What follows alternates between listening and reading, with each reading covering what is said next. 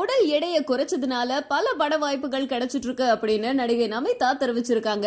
2004வது வருஷம் விஜயகாந்த் நடிச்ச எங்கள் அண்ணா திரைப்படத்து மூலமா நாயகியா அறிமுகமானவங்க நமிதா. தொடர்ந்து முன்னணி நடிகர்கள் கூட ஜோடியா பல படங்கள்ல நடிச்சு தமிழ்ல ஒரு ரவுண்ட் வந்தாங்க. இந்த நிலையில நமிதாவுடைய உடல் எடை அதிகரிச்சுக்கிட்டே போச்சு. கடைசியா நடிச்ச இளைஞன் திரைப்படத்துக்கு அப்புறம் வேற எந்த புதிய படங்கள்லயும் நமிதா நடிக்கல. நீண்ட இடைவெளிக்கு அப்புறம் சுமார் 5 வருடங்கள் கழிச்சு இப்போ திரும்பவும் நடிக்க வந்திருக்காங்க நமிதா. 2004வது வருஷம் விஜயகாந்த் நடிச்ச எங்கள் அண்ணா திரைப்படத்து மூலமா நாயகியா அறிமுகமானவங்க நமிதா. நல்ல உயரமா வாட்ட சாட்டத்தோட இருந்த நமிதாவை தமிழ் மக்கள் தங்களுடைய கனவு கண்ணியா ஏற்றுக்கிட்டாங்க.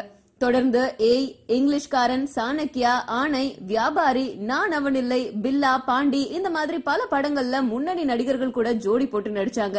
தமிழ் ரசிகர்களை மச்சான் அப்படின்னு கூப்பிட்டதுனால ரசிகர்கள் பல பேரு நமிதாவோட தீவிர ரசிகர்கள் ஆனாங்க. கடைசியா விஜய் நாயகனா நடிச்ச இளைஞன் திரைப்படத்துல நமிதா நடிச்சிருந்தாங்க. இந்த படத்துக்கு அப்புறம் அவங்களுடைய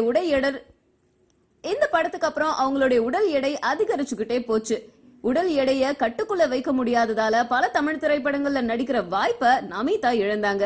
இளைஞன் திரைப்படத்துக்கு அப்புறம் சுமார் 5 வருடங்கள் கழிச்சு திரும்பவும் நமிதா இப்ப நடிக்க வந்திருக்காங்க.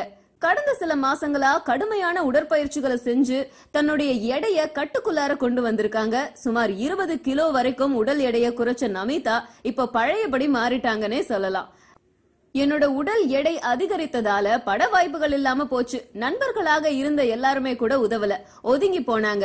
ஆனா இப்போ உடற்பயிற்சிகள் செஞ்சு எடையை குறைச்சிட்டதுனால பட வாய்ப்புகள் வந்து குவியுது. மலையாள சூப்பர் ஸ்டார் மோகன்லால் கூட புலிமுருகன் படத்துல நடிக்கிற வாய்ப்பு கிடைச்சிருக்கு. இந்த படத்துல ஒரு அதிரடியான கதாபாத்திரத்துல நடிக்கிறேன். இதனுடைய படப்பிடிப்பு தற்போது தொடங்கி இருக்கு. தமிழ்ல நடிக்க மீண்டும் கதைகள் கேட்டுட்டு இருக்கேன்.